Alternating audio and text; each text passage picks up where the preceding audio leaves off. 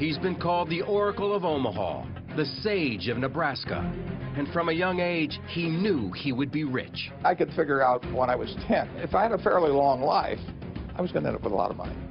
He was right. 70 years later, he was the richest man in the world, a tycoon with a rock star aura. I've never known anyone as focused as he is. It's amazing. He wants to be the best he can be at what he's doing. And what he's doing happens to make a lot of money. Warren's very young and energetic. Warren is super interested in the latest things going on, and there's so much that you just absorb from Warren's approach to things. But among all those winning bets, there have also been dramatic brushes with financial disaster.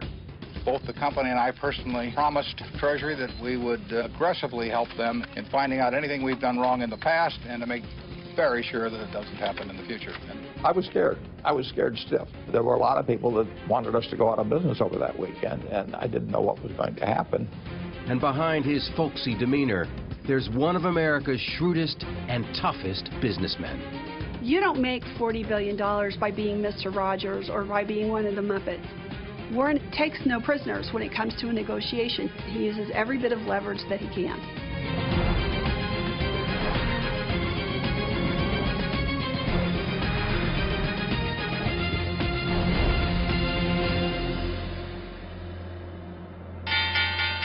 This is going to be one of those days that lingers in the mind. The way the Dow was down 200 or 300. Nobody knows what's in these bundles. A Category 5 test of our financial level. It was a terrifying moment in U.S. financial history.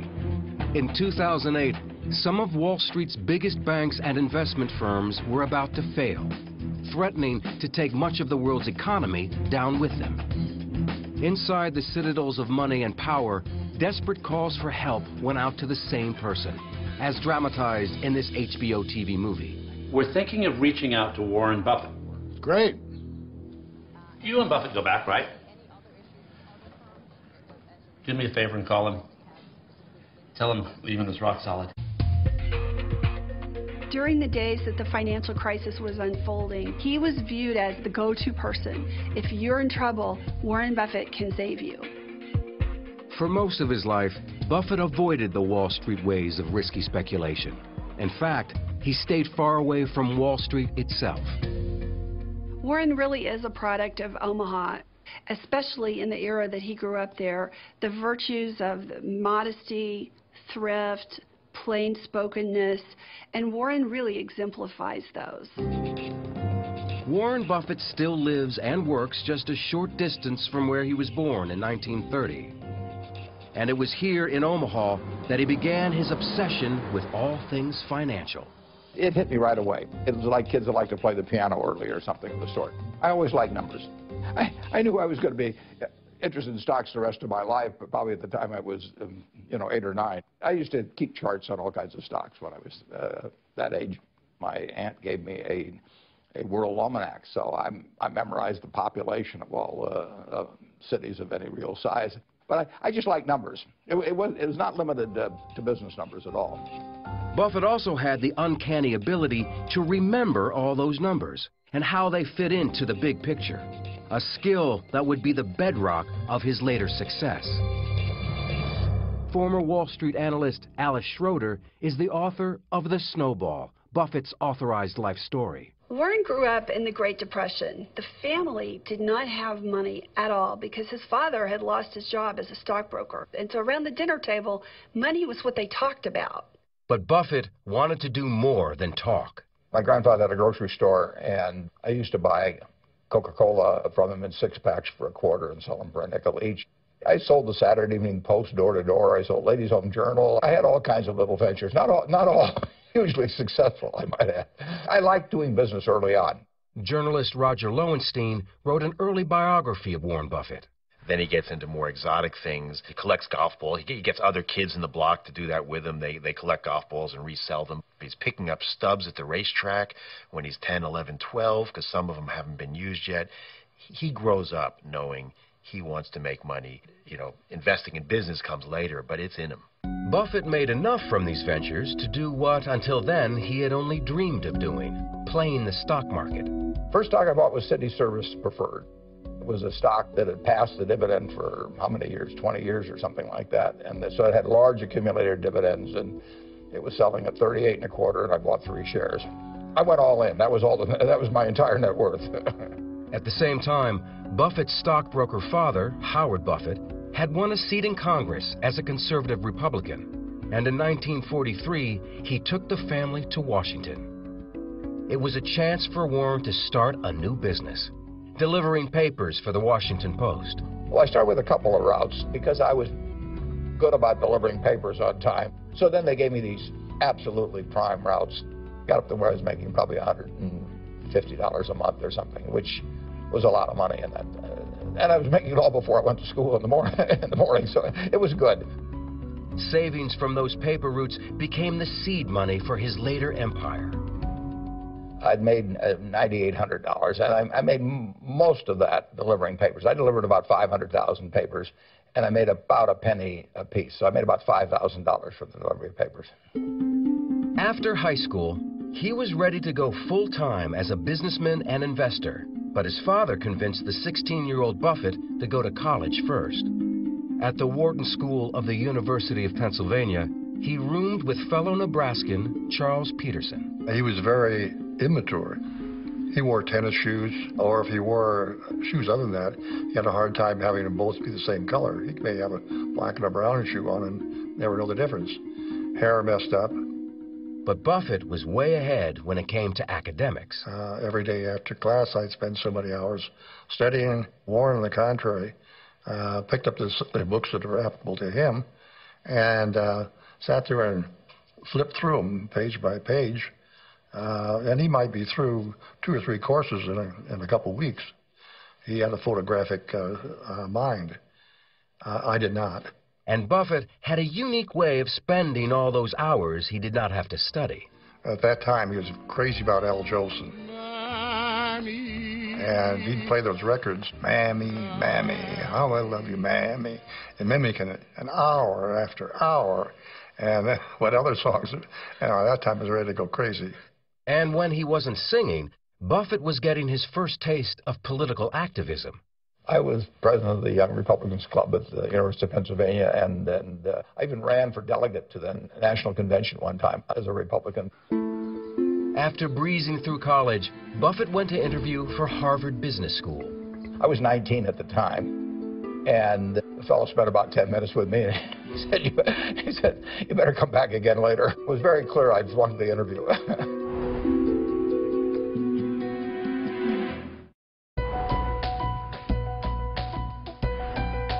After being rejected by Harvard, Buffett set his sights on Columbia's business school, where Wall Street maverick Benjamin Graham was a professor. Graham's investment philosophy was simple, but it defied conventional Wall Street wisdom. Many people take their cues as to what to do from what the market itself is doing. But Graham would tell you that the market is there to serve you, not to inform you. And basically he was saying the market will be wrong. Now that flies in the face of what a lot of other people think. But Graham would say that sometimes the market is very, very wrong. And if you look at the prices of stocks as buying pieces of businesses, you will be able to recognize when the market is very wrong. Graham's way was to find undervalued stocks that were off the radar. And Buffett became his most devoted disciple. He taught us to find a dollar bill that was going to be, you could buy for 50 cents, but the dollar bill wouldn't necessarily increase in value very fast. And I analogize that to essentially walking down the street looking for cigar butts with one puff left in them, and they weren't very attractive, and there was maybe only one puff in them, but they didn't cost anything. Armed with the Graham philosophy, Buffett headed back to Omaha to start his own business. He said, I'm going to form a partnership. And he said, would you want in? I said, sure I do. There was only 7 or 8 people in that original partnership.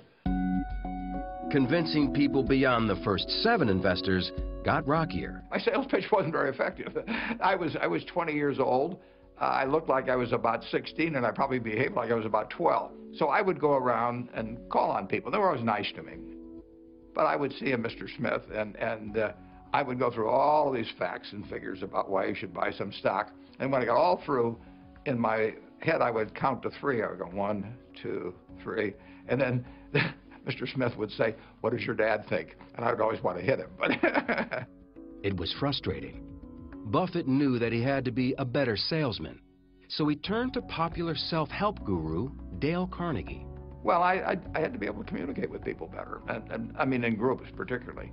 I just knew that I couldn't go through life terrified of public speaking, and I'd heard about the Dale Carnegie course. And he applied those lessons when he began dating hometown girl Susan Thompson. I mean, I proposed to my wife during the Dale Carnegie course, so I mean, I got my money's worth right during the course. I had the intellect to succeed, but I did not have the persona. I was not put together as a person until I met her. Buffett was finally ready to put his career in gear. He was picking stocks that others were ignoring, and his stocks kept going up. Little by little, word spread around Omaha that the kid knew what he was doing. He's devouring every annual report, and they stay devoured. He remembers them, and he's got these balance sheets in his mind so that if a stock gets cheap, 3 years later, he remembers what the fundamentals of the company are. This is a buy now.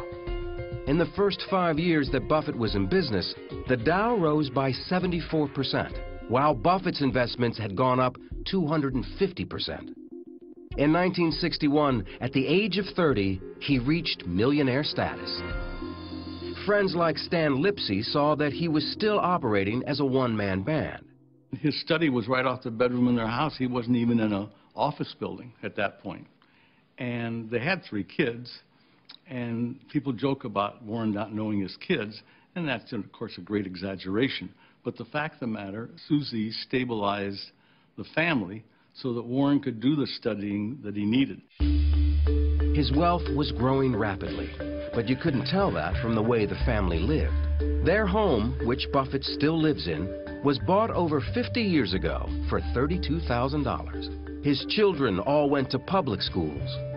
Susie Buffett is the eldest of 3 Buffett children. We grew up in a way that I think is probably different than most kids if you've got a dad who has what my dad has. I mean, we didn't get cars when we turned 16. We didn't live any differently, really, than most of the other kids we knew. The biggest change in the Buffett household was that Warren was moving away from the staunch republicanism of his father. Civil rights had the biggest effect on changing my views on politics. Neither party necessarily covered themselves with glory on it, but it was clear to me that a basic change, a really basic change in civil rights was called for, and the Democrats seemed to be much more attuned to that than the Republicans. And Buffett was about to make an even bigger change in his professional life.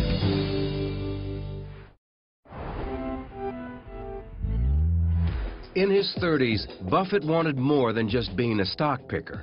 He wanted to find companies that he could buy a controlling interest in, and he found one 100 miles away in Beatrice, Nebraska. Dempster Mill was a company that was really not doing very well. It was in the windmill business. Windmills now have come back, but it was not a good business to be in 50 years ago. But the stock was selling very cheap, so I started buying stock in that. It was a business that had built up a lot of inventory that it didn't need, and it had a labor force that was too big. So it was a company that just needed to be downsized. And of course, the town that it was in was very small, and it was the main employer. 100 people lost their jobs, and Buffett took the heat. What it taught Warren Buffett was that he did not want to get involved anymore in businesses that had labor problems, where he would have to fire people, where he would have to get involved personally in the management. He wanted somebody else to do that. It became another guiding principle of Buffett's evolving master plan. Buy businesses whose management you trust enough to leave in place. Buffett's next big investment also looked like a potential failure. It was a textile mill called Berkshire Hathaway, whose stock was selling for $7.50 a share. We bought a textile company that was destined eventually to go out of business, just like every other New England textile company did. It was a mistake. Glenn Tung is a managing partner for T2 Partners. Berkshire Hathaway was not a good business. They didn't have a competitive advantage that allowed them to earn a sufficient return on the capital invested in the business. So while they were profitable to some extent, that profitability was inexorably being squeezed. When the cash was extracted out of Berkshire Hathaway, it was reinvested first major reinvestment that was enormously profitable was the insurance business, and that drove everything that Berkshire Hathaway did from then on. Andrew Fry is a reporter for Bloomberg News. So he moved the company basically from textiles to insurance. And part of the reason was because the industry itself generated profits, but also because through the premiums that they gathered up from their policyholders, Buffett was able to take that and make his stock investments. It's called the float. Money comes in interest-free from insurance premiums, which then gets invested in other businesses. And while the textile mill eventually died, he kept the name Berkshire Hathaway, which would live on as the name of his soon-to-be multi-billion-dollar company. Rather than try and rename it every few years based on what I just bought, why not just stick with the original? People know what Berkshire Hathaway is about. It says so much about him, about Buffett, that he sticks with Berkshire Hathaway. Anyone else, they would have gone to, BH, Diversified Resources. He likes it. He likes the history of the company. He's not a changeling. Buffett was now on a roll, buying bargains like See's Candies and Blue Chip Stamps, a popular shopper's loyalty program of that era. Like the insurance business, it delivered interest-free cash that could be used for future investments. I think I have just enough books. It's quite a business. And he'd found a professional partner who was as market-savvy as he was, Charlie Munger, who was working as a lawyer when the two first met. Well, Charlie Munger actually grew up a half a block from where I live. He worked at my grandfather's grocery store, as did I, but he was 6 years older, and I never knew him at all in Omaha. And then through a mutual friend, we got introduced. In about 10 minutes, I knew that this guy and I were going to do a lot of things together over the years. When I met Warren, he immediately started telling me how much better his way of making a living was than mine, and that I was too smart to stay in such a silly business as law practice when I could go into his business of running an investment partnership. And it took me about 2 or 3 years to realize he was right.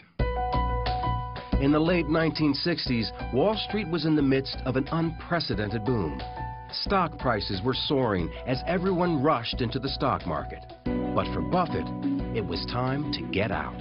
I was running a little over $100 million and had a lot of happy partners. And I wrote them a letter and I said, I don't know how to play in this game anymore. The valuations have gotten to where I can't find things. I terminated my partnership in 1969.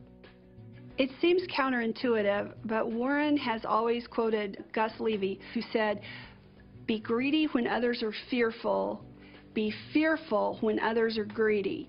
And Warren knew that the party would come to an end and at some point the bubble would burst. Buffett was 40 years old and was worth more than $25 million. But without the partnerships to oversee, he started getting restless, and in 1973 made a fateful decision to buy into a California bank called Wesco. The problem was, Wesco was in the middle of a merger deal with another company. And the next thing you know, the company that was going to buy Wesco complained to the Securities and Exchange Commission that Warren was trying to bust up their merger, which would have been illegal. And so an investigation launched. The SEC went through every nook and cranny of Buffett's businesses, and what they saw alarmed them. Buffett and Munger's investments were a complex spiderweb of ownerships and cross-ownerships. We had drifted in since we had several companies, so the whole thing looked like so much spaghetti that had been done for some evil master purpose. We didn't feel we'd done anything improper, but there were a lot of rules, and the question was whether we'd violated any of them. Stanley Sporkin was Director of Enforcement at the SEC. Anytime you find that things are so wired that they take a long time to be able to understand them, that types of activity like that raises a suspicion that maybe somebody is doing that to get away with something. What also raised investigators' suspicions was that Munger and Buffett were offering Wesco shareholders a higher price for their stock than they could get on the open market. So we just kept buying until our allotment ran out at 2 or 3 points higher than we had to. Well, that was a very eccentric thing to do, but we thought it was the right way to behave, and the SEC went berserk. You can't manipulate a stock. In other words, you can't take actions for the sole purpose of causing that stock price to increase. And if you do, it violates the law. The accusations stung. The Wesco investigation was really the first time that anyone had ever challenged Warren Buffett's reputation. And he responded to it almost as though a rattlesnake were about to bite him, because it really threatened his career. Trying to head off disaster, Buffett's lawyer made an unorthodox appeal to Stanley Sporkin. And saying, look, Stan, even though this doesn't look good from your standpoint, I want you to take into account the character of the individual. In my view, meaning Rickershauser view, he probably is going to be the #1 person in the financial services industry of all time. The appeal worked. Buffett's company, Blue Chip Stamps, was fined just over $100,000, but no charges were filed against Buffett. So he became even stricter, even more proper in his behavior and in worrying about his reputation.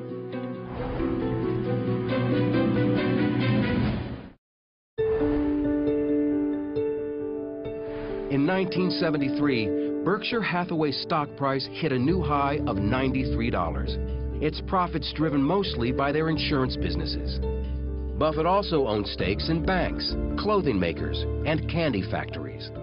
But there was one business he was passionate about owning. I love newspapers. I mean, I started reading newspapers. You know, my dad would bring them home when I don't know whether I was 6 or 7 or 8, and it was the first thing I'd grab. You know, my sisters would grab them too. We all liked to read.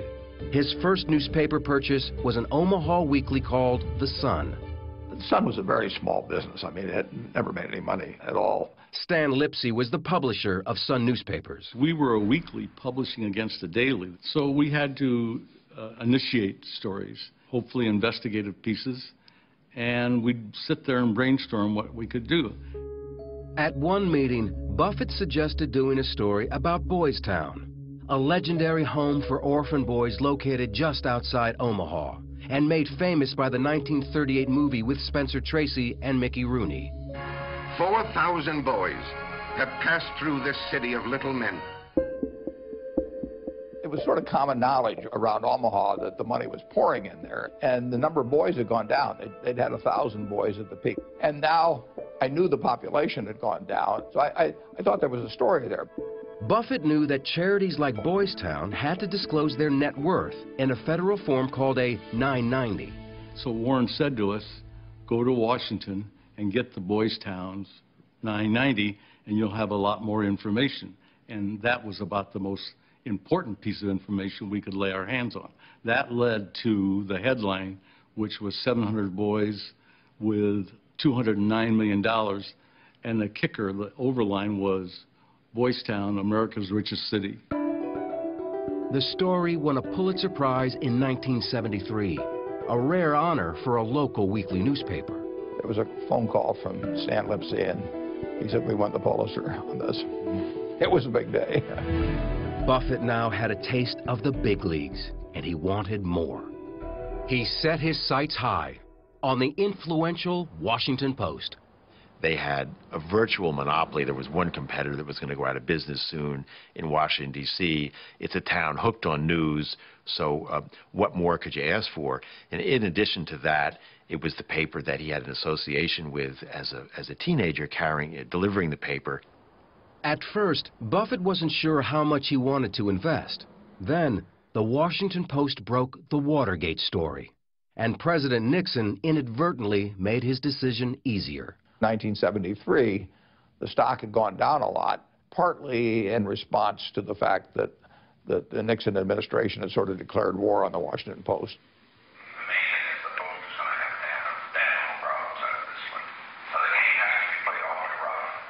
The stock eventually fell, I think, from 38 to like 15 or so, and we bought a lot of stock in a very short period of time.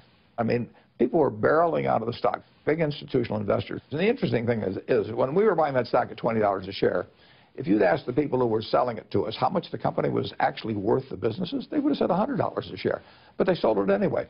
I salute the Nixon administration for stirring up the dust at that time.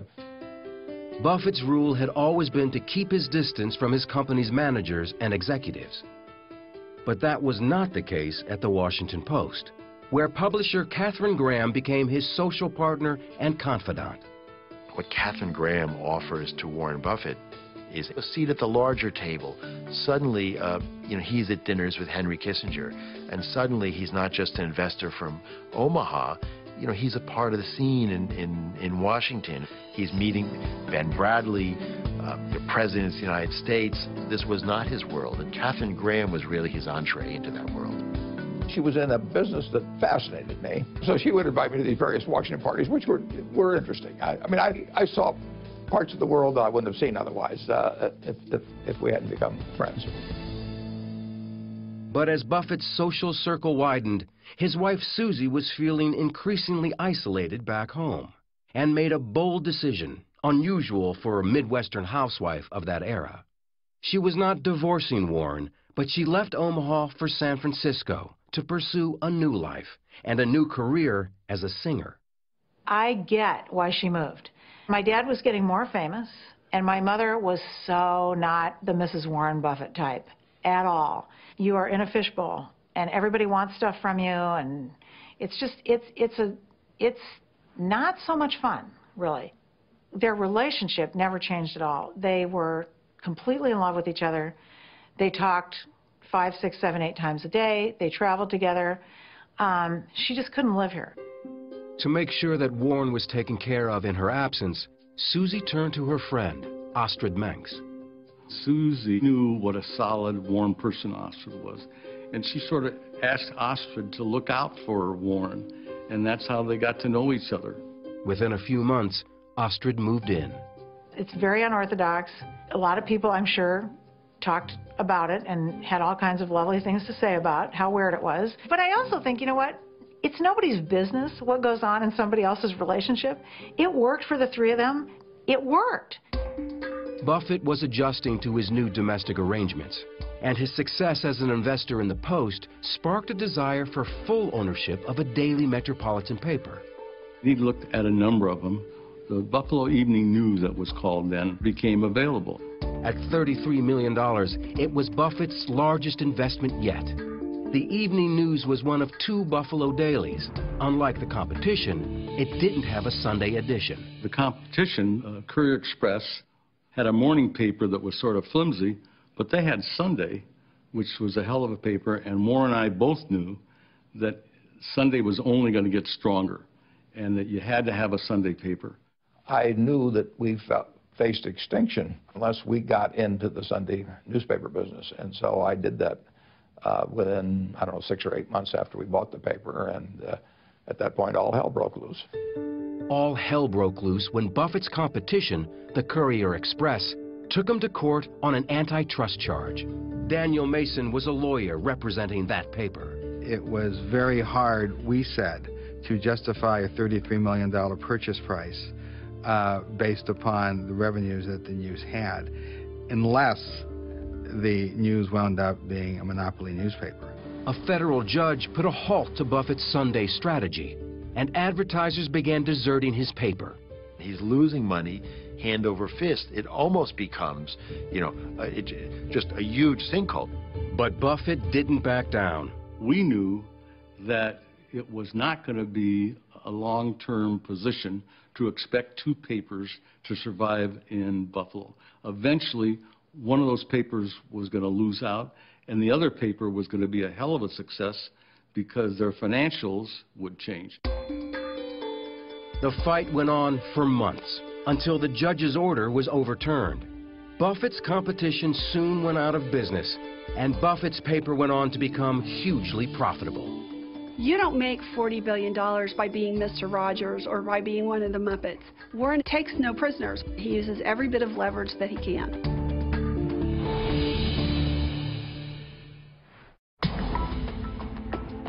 In 1985, Berkshire Hathaway stock was $2,000 a share. Buffett was now a billionaire. That same year, he made history yet again when he helped finance Capital City's takeover of the American Broadcasting Company. It was the biggest media deal ever, and one that also led to guest appearances on ABC soap operas. Oh, Warren, are you thinking of buying out a cosmetics company? Oh, Erica, I'd never dream of going in competition with you. Oh, well, that's a relief. But home was still Omaha, and Buffett saw himself standing apart from the high-flying ways of Wall Street. He was famous for sayings like, if you want to make a lot of money, hold your nose and go to Wall Street. And he had a sign in his office that said that Wall Street was about bulls, bears, and bum steers. But in 1987, Buffett decided to invest $700 million in what was then the nation's largest investment house, the powerful Salomon Brothers. So when he invested in Salomon, which was the classic quintessential Wall Street firm, people said, what is Warren doing? But what always happens with him is, if the chance to make money is big enough, some of these concepts sort of get put by the wayside. But a few years after Buffett's initial investment, Salomon got into big trouble. It turned sour when I got a call in August of, I guess, 1991. They sort of hinted to me about the problems that were coming. A trader named Mosier had done some very bad things in the U.S. government bond market. Those bad things included illegal moves by that Salomon trader to corner the bond market by using unauthorized accounts to increase Salomon's share and force out their competitors. Deryck Maughan was a vice chairman at Salomon Brothers. Though he had no involvement in the scandal, he was appalled at what was happening. To me, it was clear that we'd broken the law. We'd interfered with the workings of a critical market, and that the Treasury and the Fed would be less than amused. But the worst was yet to come. Salomon executives found out about the deception, but delayed in reporting it to the authorities. That understandably infuriated the U.S. government, the Federal Reserve, the U.S. Treasury, everybody, when it was found out that they hadn't promptly acted. As CEO of Salomon Brothers, John Guttfreund was taking the blame for the mess. I remember it vividly. When you make the front page in the right-hand column of the New York Times and you picture whether you're a fool, which I probably was, my disrepute became national. Should have been one of the worst days of my life, and probably was. I told Tom Strauss and John Meriwether that we had to go. Talk on Wall Street that Salomon's top officials were offering to resign to prevent the firm's possible debarment as a primary dealer in Treasury securities. The CEO had departed the scene in the company of his lawyers. We were effectively decapitated. In the meantime, this highly leveraged institution is floating in free space. Guttfreund made one last desperate attempt to salvage the company with the only solution he had left: a phone call to Omaha, Nebraska. And he says to Buffett, I'm going to have to resign. We need you to come in and be the CEO. Guttfreund needed someone who both had the confidence of the government and in some larger way the confidence of America to say, yes, this is the Wall Street guy we trust. And literally there was only one person in America who could fit that description, and that was Warren Buffett. And I wasn't involved in the thing so that I was not tainted. The hope was that I would be credible with all the people that were mad at us. There were a lot of them. When Buffett arrived in New York, the company was in a state of panic. There's no future and there's no present for an indicted financial firm. The firm would have folded. I was very clear, and I advised Warren of what the consequences would be, which not only that the firm would fail rapidly, but that there would be significant systemic impacts on other institutions. Buffett was now helming a company about to go down in disgrace. Warren used to say that it takes a lifetime to build a reputation and 5 minutes to lose it. And he was afraid that Salomon could be that 5 minutes for him. It was August 18th, 1991. Treasury Secretary Nicholas Brady had ruled that Salomon was out of the bond business. It was announced at about 10 in the morning on a Sunday. The U.S. Treasury had knocked us off the list of really acceptable people, primary dealers. That would have been a death blow to the company. So I had to get that changed by the time Tokyo opened. He only had a few hours. Once the Tokyo markets opened, the firm's fate would be sealed. The Japanese banks could have begun a run on the bank by selling our stock, by liquidating their positions with us, by demanding cash they could very quickly drain the firm of its capital and its liquidity. That momentum would transfer to the London market, and by the time New York opened, we would have been in acute crisis. Buffett called longtime confidant Charlie Munger into New York for an emergency meeting. I will never forget that as long as I live. That was the most awesome moment in my life, because that would have been a national calamity. And it looked for a long time as though the government was just going to say, the hell with you, Salomon. Warren Buffett spent the entire day in frantic phone calls to Washington, trying to get the feds to back off. I was scared stiff, and it probably came through in my voice when I was talking. I was talking to Nick Brady, who was the Secretary of the Treasury, and Jerry Corrigan, who was the head of the Federal Reserve of New York. And these people were undeservedly, understandably, furious with what Salomon had done. And there were a lot of people that wanted us to go out of business over that weekend, and I didn't know what was going to happen. At the 11th hour, there was one final call with Nicholas Brady. There was a big emotional catch in Warren's voice when he was talking to Nick. And I think Nick realized that if he's that disturbed by this, maybe he's right that we should back off just a little. He didn't have to back off very much, just a little bit. And it prevented the calamity. A visibly shaken Buffett faced dozens of reporters waiting in the Salomon auditorium. The Treasury saw the Salomon Inc. Board of Directors today take some major steps to install new management. Both the company and I personally promised Treasury that we would do everything we could do to aggressively help them in finding out anything we've done wrong in the past and to make very sure that it doesn't happen in the future. And they want that, and they need it, and they're entitled to it. Buffett emerged the hero, his reputation more exalted than ever. Warren Buffett meeting with the financial community, signing autographs. They love him.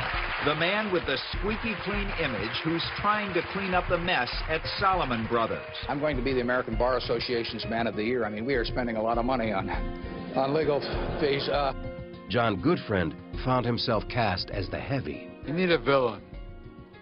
Somebody who led all these people astray and did all kinds of bad things. But I didn't see how I could fight it. I couldn't put Salomon at risk. Warren and Charlie were not our advocates in this situation. They maintained their purity, and we were down in the dumps. Life. But Warren's work wasn't over.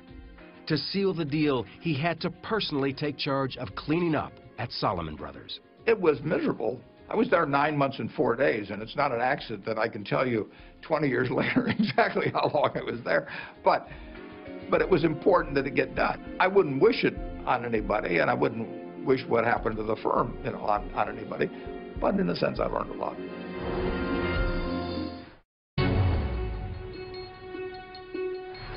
In 1993, Berkshire Hathaway stock hit $17,000 a share, and Buffett was world famous. But no amount of global traveling could change some of Buffett's ingrained habits. Let's talk about Warren's diet. Here are the vegetables he'll eat. Corn on the cob, French fries, hash browns, and the fruit would be banana cream pie, strawberry shortcake. I think that's the end of the fruit. He also drinks, several cherry Cokes a day. I've never in my life, and I'm not kidding, seen the man drink a sip of water, ever. When he went to China, he took a pile of coupons from McDonald's with him, and that he's in China for however long it was, and he ate McDonald's hamburgers. The 1990s and 2000s would be the era of Berkshire Hathaway's greatest expansion. Brought into the corporate fold was the nation's biggest furniture store, a leading mobile home manufacturer, Fruit of the Loom underwear, Benjamin Moore paints, Dairy Queen, Geico Insurance. Over 70 companies in all, with a combined 250,000 employees. If you look at the assembly of businesses that Berkshire represents, It's businesses that have been handpicked by Warren Buffett into his holding company that's reaching a level of recognition that many people in America never get to. He loves to use the expression that it's his canvas, and he, you know, like Picasso, he wants to paint, to work on that canvas as long as he is able, you know. That's what it's all about for him. Two of Buffett's new investments made headlines by flying in the face of conventional market wisdom. He bought his hometown newspaper, the Omaha World Herald, and he bought the Burlington Northern Railroad. Suddenly, Warren Buffett invested in it, and wow, railroads were the hot thing because they had all these virtues that somehow nobody recognized. That is the thing that Warren Buffett has done over and over, is he invests in something and then everybody looks at it and says, I saw it there. Why didn't I recognize these things all along? In Omaha, Berkshire Hathaway's annual meeting has become a place of pilgrimage for tens of thousands of shareholders. It's really an amazing thing. The stadium is filled, and the spotlights are on a small folding table with two 80-year-olds at that table, and those two 80-year-olds have more stamina than anyone else in the room. Hi. They're dying to see Warren Buffett and hear what he has to say. His favorite thing, I think, that happens every year is the shareholders meeting, and he gets energized from it. He goes nonstop from Friday to Sunday night, and as the weekend goes on, he gets more energy. Can't explain it. It's got to be those burgers. In the 2000s, Buffett was worth tens of billions of dollars. Money he planned on giving away to a foundation to be run by his wife, Susie. But in 2004, Susie died of a stroke following cancer surgery. It was a huge shock for all of us.